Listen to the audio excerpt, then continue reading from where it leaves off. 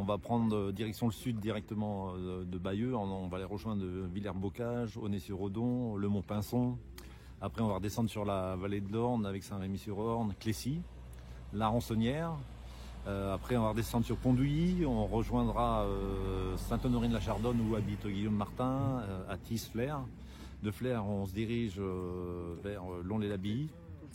Alors là, on a fait un bout dans le Calvados, dans l'Orne, et puis après, on va passer dans la Manche, on va remonter sur Gers, faire un crochet avec une côte très difficile à Mortain, redescendre à Chérancé-le-Roussel, remonter à Juvigny-le-Tertre, et puis après, on se dirigera vers Vire en passant par Saint-Pois, Saint-Michel-de-Montjoie.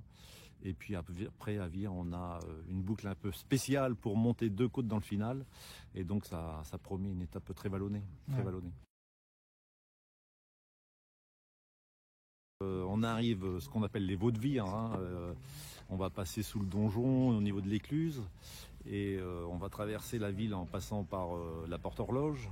On va redescendre sur rue Général de Gaulle, passer entre la gare et le bowling, aller dans la zone de Bichevillers, revenir sur un bout de rocade au pied à côté de chez Degraine, prendre la route d'Étry et aller chercher cette fameuse côte de Vaudry. Alors la côte de Vaudry, c'est un peu plus de 2 km à 5,5%, mais c'est surtout un passage à 11% assez délicat après le passage à niveau.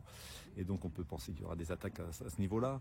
Et puis après, on vient replonger sur la rocade, donc descendre très rapide, pour repasser devant chez l'usine Degraine et venir ici dans le final pour monter la fameuse côte Atlacomulco.